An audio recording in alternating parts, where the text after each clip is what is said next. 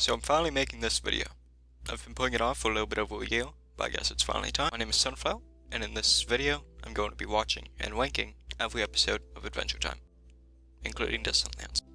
Let's start with the easy stuff. I'm taking a lot of inspiration from LS Milk and the Ink Tank. I'm going to be using a similar way of waiting and watching all of them. Big shout outs to both. Next, I can't show full episodes for obvious reasons, but I will do my best to include clips that I talk about specifically. I'll be ranking all episodes of a season in one big group, as well as every episode individually. Lastly, a third ranking of all of the seasons. That way we can see what seasons are best / most important, as well as episodes.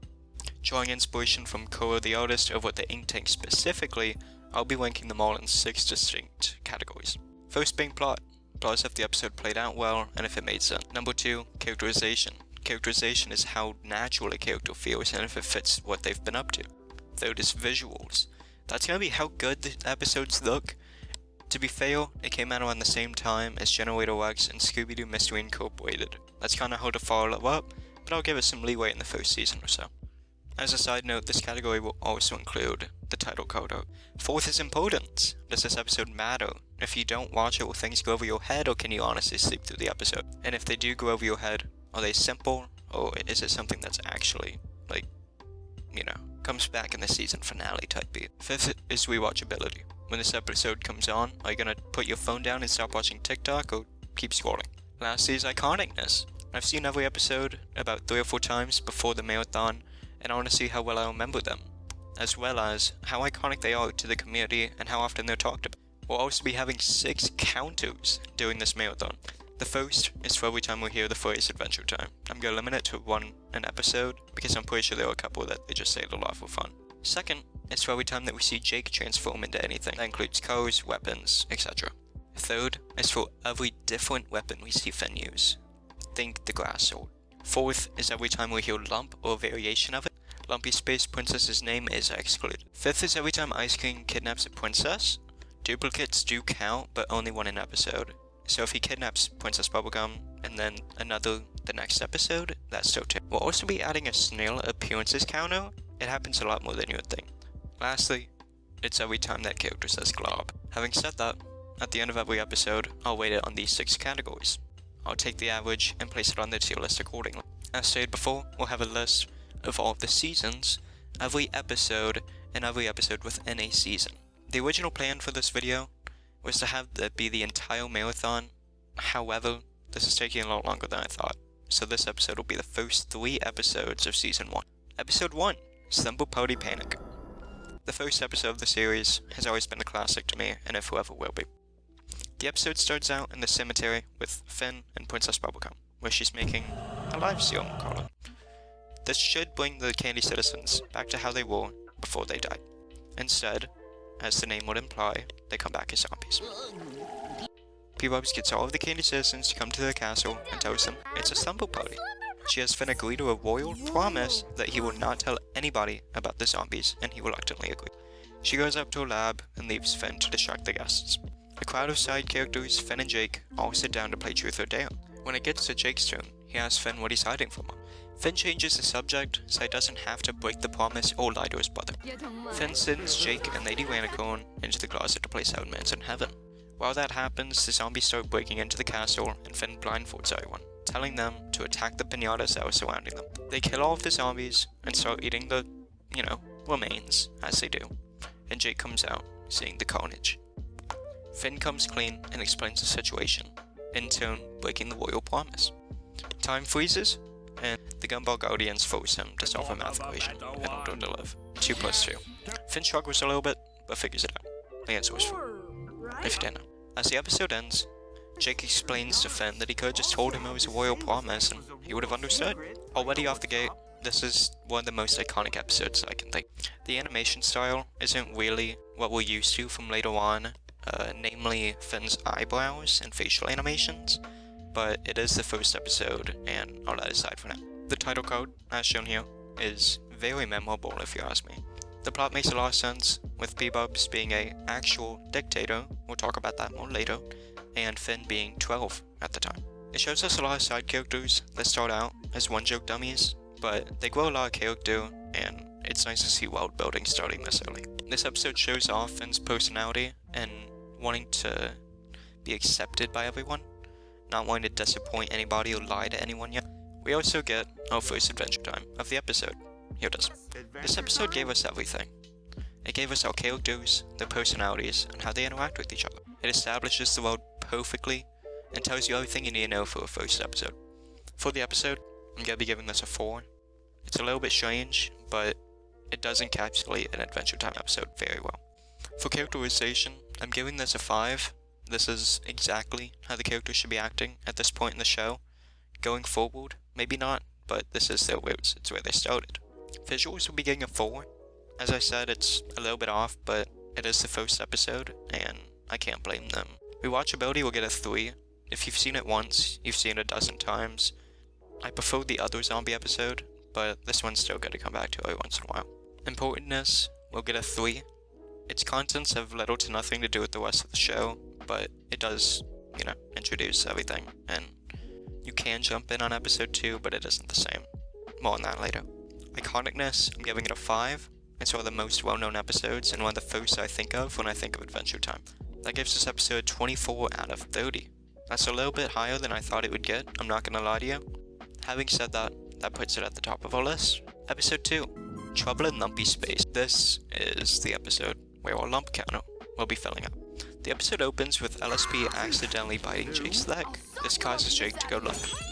The only known antidote just so happens to be in Lumpy Space. That's LSP's home. When we get to Lumpy Space, LSP gets into an argument with her parents, and therefore we can't use the car to get to the antidote. This forces LSP to call her ex-best friend, Melissa. I can't stand her. Melissa takes the trio to make out peak, where the only known antidote is found. Once they get there though, Jake has become lumpy and wants no part of an antidote. He loves the lifestyle. Lumpy Jake leaves with LSP and Melissa to go to a lumpy party. Finn doesn't have a car to get to said party, so he becomes lumpy and jumps off a cliff, as one would do. Finn gets to the party and uses reverse psychology to get them both back to normal. The episode ends with Jake playing a prank, and they all end up dancing. This episode alone, we got 34 lumps added to the count. While watching this episode, looking for the lumps, I kept getting lost watching the episode. It was very entertaining and encapsulating. The title code was good, but I do still prefer S1E ones. I also think the animation and character design was a little bit strange, specifically Finn's face, but once again, episode 2 they just got into it. I'll give them a little bit of leeway, because this was the normal at the time. We delve deeper into our first main side character, Lumpy Space Princess, who ends up becoming very important during the Skyhook / Elemental arc, as well as our first Glob, which I'm not sure if they knew that they wanted to name a character Glob just yet, but very interesting that happened, S1E2. On to the ranking. I'm going to be giving this episode a 3 for the plot. Not much happens, but it does introduce LSP. Characterization will get a 5, as it's exactly how the characters should act right now. Visuals will be getting a 4, honestly should be a 3, but I just love the way Lumpy Space looks. I mean, look at this. You're telling me you don't love it? I'm giving it a 4. Rewatchability, although it's fun, is getting a 2. There's no real reason to watch this episode again if you've seen it before. For importantness, this episode's getting a 5. As mid of an episode as it was, it still introduces Lumpy Space and LSP. Iconicness will be getting a 2. I never see anyone talking about this episode, except when bringing out Lumpy Space and its functionality. The reason it's getting that 2 though, is it's not completely obsolete, and Melissa's voice is boned into my brain. That brings this episode toward 21 out of 30. I'd say that's pretty fair. Obviously this is going under S1E1 Slumber Party. Episode 3, Personalizer Flight. To round out this video, we're going to be talking about my favorite character, the Ice King. This episode is where we're going to start our princess napping counter, very obviously. We also get to see the Finn weapon counter, as well as our Jake transformation counter and our snail counter. The episode opens with Finn and Jake sledding through the Ice Kingdom. When their sled breaks, Jake transforms into a sled and they continue. Well, kind of. We'll count it. That's gonna be 1 on to the counter, by the way. While they're playing, they crash into the Ice King, who just isn't having it today, and he freezes them. We hard cut to him dropping them off in a jail cell, along, I think, 6 princesses, who he wants to be his wife. Full transparency, I'm very biased towards Ice King. I love him and he is probably my favorite character. When they wake up, Finn tries to use his flute as a makeshift weapon, and Jake tries to use his hand as a makeshift key. Both to no avail. Who could have seen this coming? Ice King dances and laughs like a maniac, and I love it, and he freezes Jake. This is also when we get to see our first glance of the snail, who later becomes inhabited by the Lich, the main villain, kind of. The boys come out with a plan to pretend to be happy, to get Ice King into the cell, and they beat him. I love seeing this old man, and watching him get beat breaks my heart.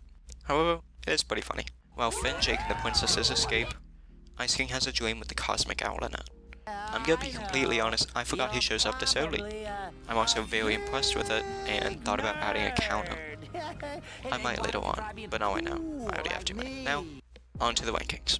As far as plot, I see no reason not to give this episode a 5. It gives us one of our main antagonists and their gimmick.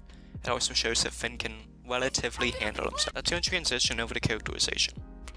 I think I'm gonna have to give it a 4. All of the main characters were good and acted on their part, but none of the princesses had a personality just yet. They all kind of felt like copy-paste. Aside for a couple who's and ha's, they all really had like 10 or 20 lines, collectively. Visuals is going to be getting a 4. Very, very good. The title card is my favorite so far, and we aren't right where we're supposed to be. I'll give it 1 or 2 more episodes to warm up though. Rewatchability is going to be a 4. If I could, I would give it a 10, but it's not by slice of pie, and I can understand that. In my opinion, very, very good, especially for season 1, and whenever it comes on, I put down my phone. Importance is going to be getting a 4.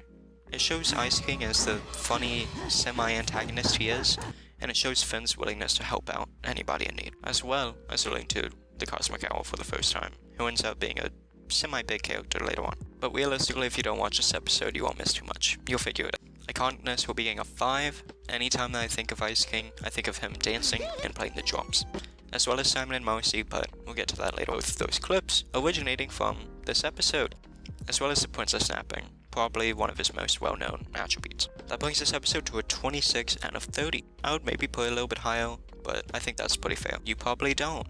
Tell me about it in the comments. I'm going to be putting episode 3, Personalizer Love, at the top of my list. This has been the first episode of me watching and ranking every Adventure Time episode. If you enjoyed this, please make sure to like, subscribe, comment, share it on Twitter, do whatever you want, but I really appreciate it. Seeing big numbers makes me happy. Having said all of that, I'm Sunflower, and I'm sure I'll see you again soon. I hope they think I'm fun.